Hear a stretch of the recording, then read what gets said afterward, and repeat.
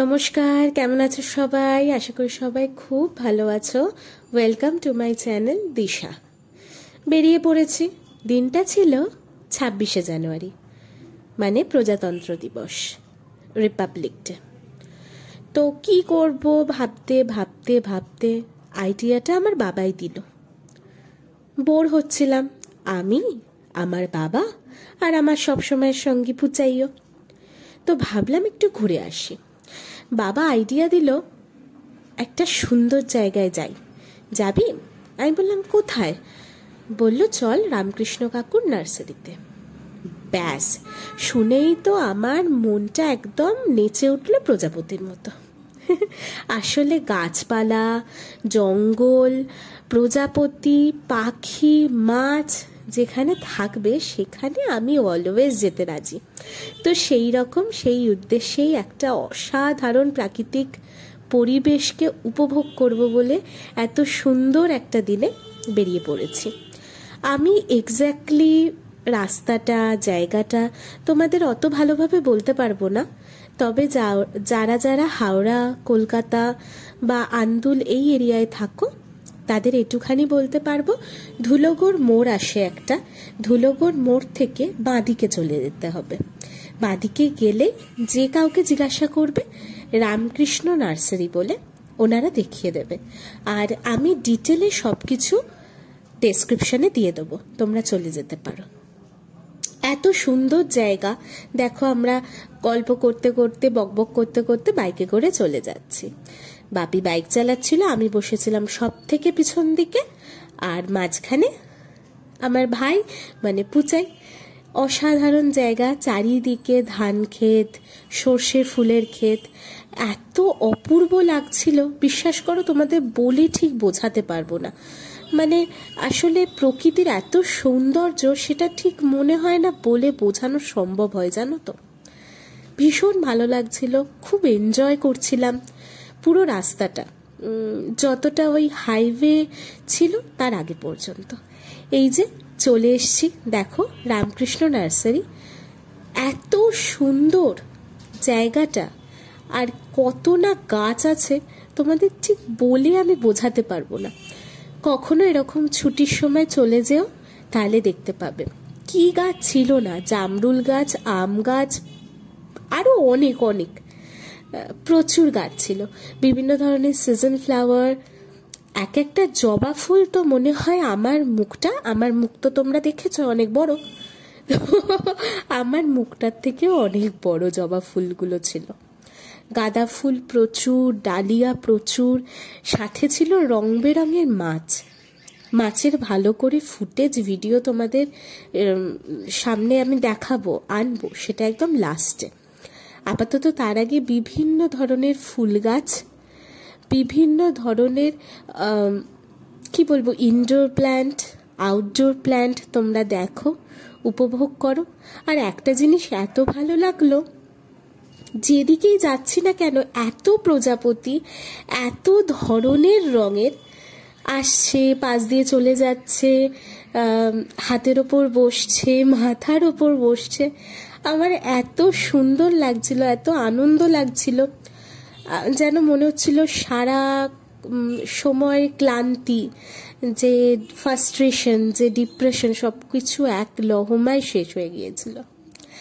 এত অপূর্ব জায়গা, এত সুন্দর জায়গা আমি অনেক দেখেছি যখন বাইরে গেছি, কিন্তু নিজের বাড়ি থেকে কিছুটা দূরত্বের মধ্যে এত সুন্দর জায়গা এই প্রথমবার উপভোগ করলাম। এখানে প্রচুর ধরনের গাছ আছে, বড় বড় কোম্পানিজ, বড় বড় গভর্নমেন্ট প্রজেক্টস যেগুলো হয় সেইগুলোতে এখান থেকে প্রচুর গাছ যায়। তোমরা যদি নিজেদের বাড়িকে ফুল গাছে বা ইনডোর প্ল্যান্টে সাজাতে চাও, তাহলে অবশ্যই তোমরাও চলে যেও কাকুর কাছে, কাকুর নার্সারিতে। না, এটা কোনো প্রমোশনাল ভিডিও নয়, এখানে আমি জাস্ট তোমাদের বললাম যাতে তোমরা এরকম ধরনের একটা সুন্দর জায়গার খোঁজ পেতে পারো। আমার ভীষণ ভালো লেগেছিল, যেটা বলছিলাম, যখন গেলাম, যখন এত সুন্দর প্রাকৃতিক শোভা উপভোগ করলাম, দেখলাম, সত্যি বলতে বিশ্বাস করো আসতে ইচ্ছা করছিল না। মনে হচ্ছিল কিচ্ছু করব না, একটা জায়গায় শুধু চুপচাপ বসে থাকবো। এত শান্তি, এত মানে এত সুন্দর জায়গাটা না, পুরো মনকে শান্ত করে দিচ্ছিল। মনের মধ্যে অন্য কোনো চিন্তা, অন্য কোনো ভাবনা, কোনো কষ্ট, কোনো দুঃখ কিছুই অনুভব হচ্ছিল না। এতই অপূর্ব জায়গা। আর দেখো, তোমাদের কিন্তু প্রজাপতিগুলোও আমি দেখাচ্ছি, আর গাঁদা ফুলগুলো, জবা ফুলগুলো সাইজ তোমরা দেখেছো? শুধু দেখো, এত অপূর্ব, এত অপূর্ব, আমি তোমাদের কি বলবো। মানে আমি এই যে ভয়েস ওভার দিচ্ছি, কারণ ওখানে তো আমি কিছু বলে উঠতে পারিনি। মানে এতটাই আমি মোহমুগ্ধ হয়ে দেখছিলাম জায়গাটাকে, যে আমার তখনও কিছু বলা উচিত, সেটাই আমি বলবো যে সেটা ভুলে গেছি। তো এই যে সবে জায়গাটা দেখালাম, এখানে মাটি প্রিপেয়ার হচ্ছে। মানে সারা বছর তো বিভিন্ন ধরনের, আসলে সারা বছর তো বিভিন্ন ধরনের ফল ফুল, ইনডোর প্ল্যান্টের গাছ এখানে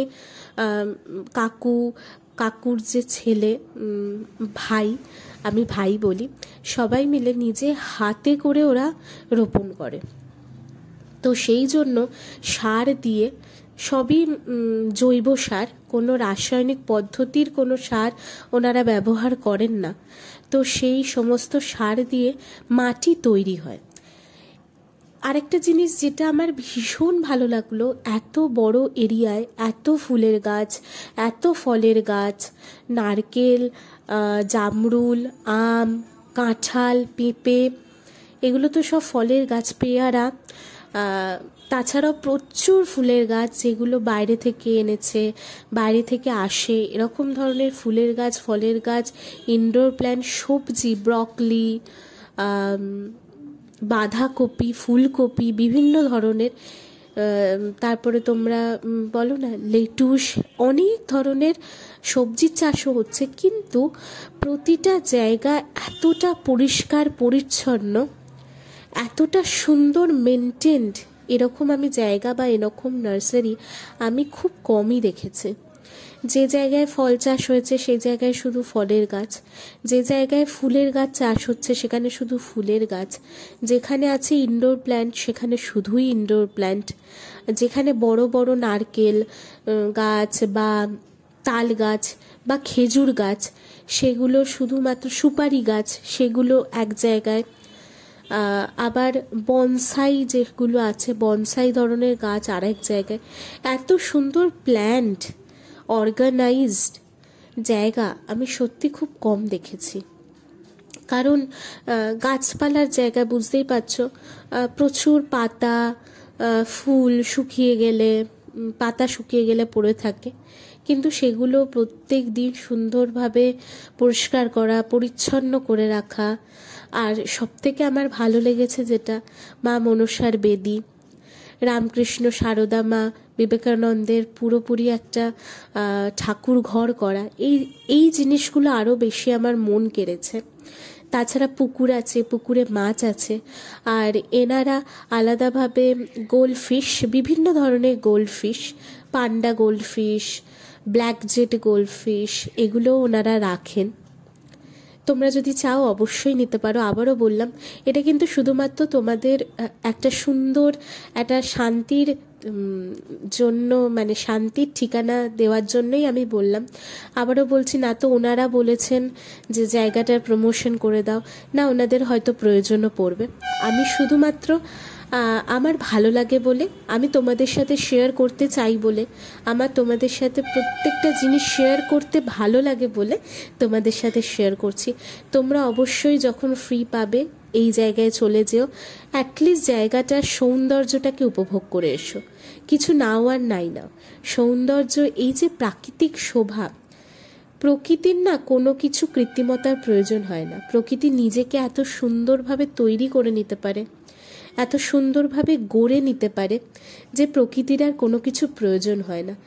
আর এই যে উপলব্ধিটা না, এই উপলব্ধিটা আমি যদি সেদিন না যেতাম, সেদিন 1-1.5 ঘন্টা যদি এই জায়গাটায় না কাটাতাম, তাহলে হয়তো এই উপলব্ধিটা আমি করতে পারতাম না। এই উপলব্ধিটা আমার মনের মধ্যে কখনো সঞ্চার হতো না। আমার নিজেকে ভীষণভাবে ব্লেসড মনে হয় যে একটা খুব গুরুত্বপূর্ণ দিনে, 26শে জানুয়ারির মতো গুরুত্বপূর্ণ দিনে, যেখানে প্রতিটা সৈনিককে আমাদের শ্রদ্ধা জানানোর দিন, যাদের জন্য আমরা ভালো আছি, যাদের জন্য আমরা সুরক্ষিত আছি, তাদের শ্রদ্ধা জানানোর সাথে সাথে যারা ছাড়া আমরা বাঁচব না, মানে উদ্ভিদ, প্রতিটা প্রাণী, তাদের সাথে সময় কাটালাম। তাদের সাথে পুরো সকালের অনেকটা সময় কাটালাম তাদের সাথে। এটা যেন উপরি পাওনা। ভগবান এটা যেন আমাদেরকে সেদিনকে অ্যাজ এ গিফট দিল। আমার খুব ভালো লাগলো। পুচাই ভীষণ এনজয় করেছে। আসলে ওরও খুব ভালো লাগে, গাছ ভালো লাগে, পাখি ভালো লাগে।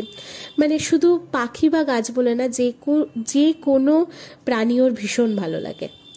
সেটা কুকুর বলো, বিড়াল বলো। এখন বাচ্চা তো, তাই একটু বড় কুকুর দেখলে বা বড় বিড়াল দেখলে ভয় পায়, কিন্তু আমি জানি বড় যখন হয়ে যাবে তখন বড় কুকুর বড় বিড়ালকেও ও ভীষণ ভীষণ ভালোবাসবে। এখন বাচ্চা ছোট ছোট প্রাণীদের সাথেও ভীষণ মিশতে ভালোবাসে, তাদের আদর করতে ভালোবাসে, যেগুলো আমার দেখে ভীষণ ভালো লাগে। আর আমি তো, তোমরা জানোই কীরকম, প্রাকৃতিক যে কোনো জিনিস আমার ভীষণ ভালো লাগে। হ্যাঁ, মানে এটাই সত্যি কথা, যে কোনো জিনিস আমার খুব ভালো লাগে। আর তার মধ্যে গাছ, ফুল, ফল, এগুলো তো মানে ভীষণ প্রিয়।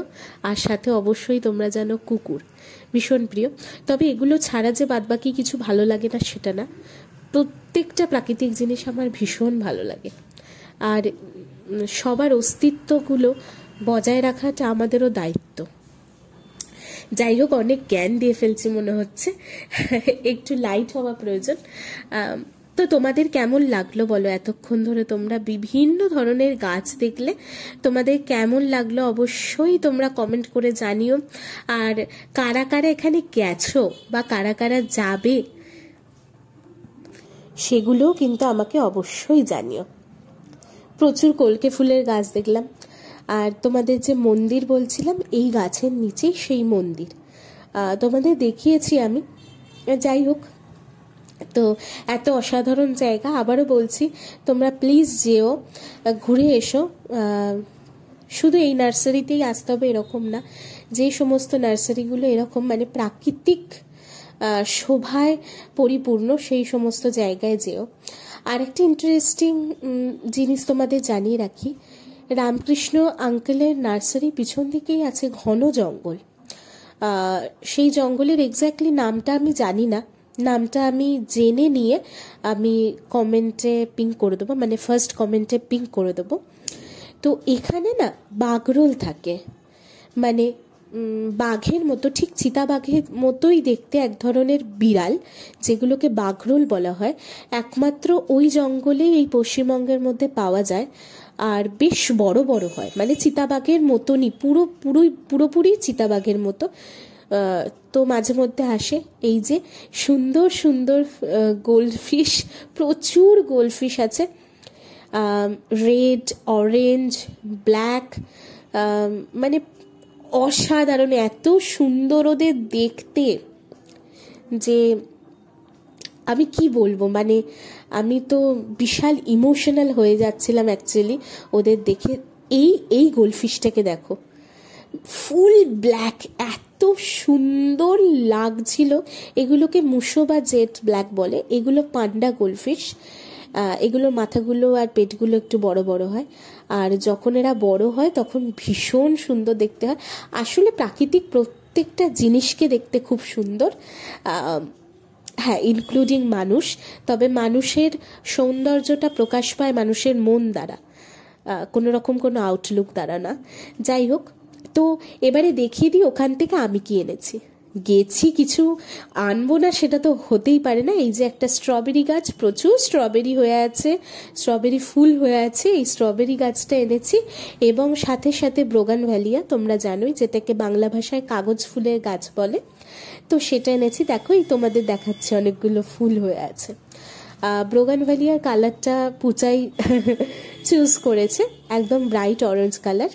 আমার ভীষণ ভালো লাগলো আজকের দিনটা 26শে জানুয়ারি ঘুরে। যদিও তোমরা ব্লগটা অনেকটা পরে পাবে, তবুও শেয়ার তো করে নিতেই হবে তোমাদের সাথে। চলো আপাতত আজকের মতো টাটা। প্লিজ তোমরা আমাকে সাপোর্ট করো, লাইক করে দিও, শেয়ার করে দিও, আর তোমাদের সাবস্ক্রিপশনটা কিন্তু চাই। চলো তাহলে আসছি, টাটা।